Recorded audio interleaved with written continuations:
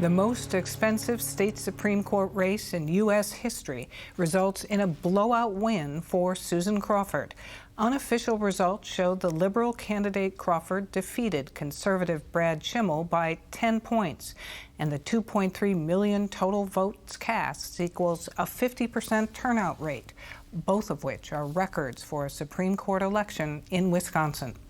Here and Now senior political reporter Zach Schultz was with Crawford on election night and has the story. All right, Wisconsin, we did it. Susan Crawford's election night event turned into a victory party a lot earlier in the evening than anyone expected.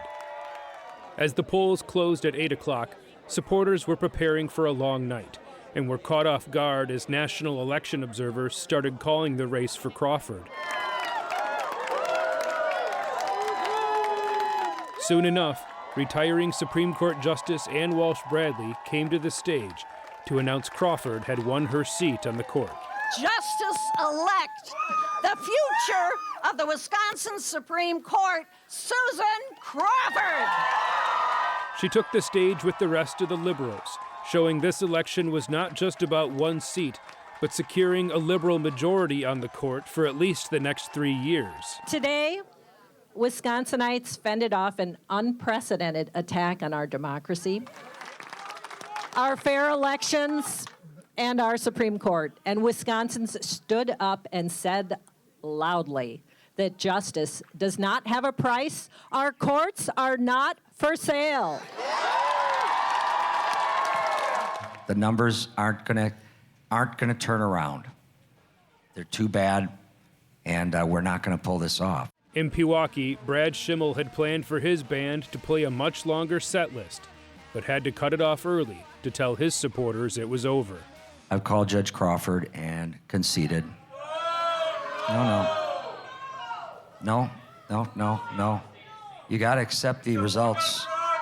In the closing weeks, the race had spiraled beyond the typical Wisconsin Supreme Court election. With $100 million in spending, the race became nationalized, and Wisconsin voters were being asked to elect a justice and deliver a referendum on Donald Trump, all while Elon Musk wore a cheese head and handed out million-dollar checks. I never could have imagined that I'd be taking on the richest man in the world for justice in Wisconsin. And we won! Musk's spending certainly boosted conservative turnout, but it also boosted liberal turnout. I think a lot of it has to do with Brad Schimel and with him kind of being with Elon Musk and the whole, backed up by billionaires thing. I think a lot of people were like, Elon Musk doesn't deserve to be in Wisconsin politics. With the majority secured, liberal advocates are expected to push cases that would overturn Act 10 and redraw the lines for Wisconsin's congressional delegation. I look forward to working with my colleagues on the Wisconsin Supreme Court to deliver fair and impartial decisions. Not all her colleagues are ready to welcome her with open arms. Justice Rebecca Bradley is the most outspoken of the conservative minority and up for re-election next April.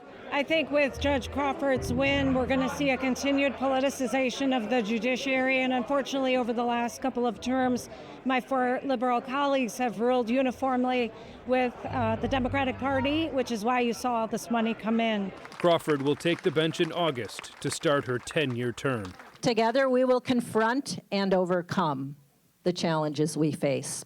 As our state's motto says, everybody, forward!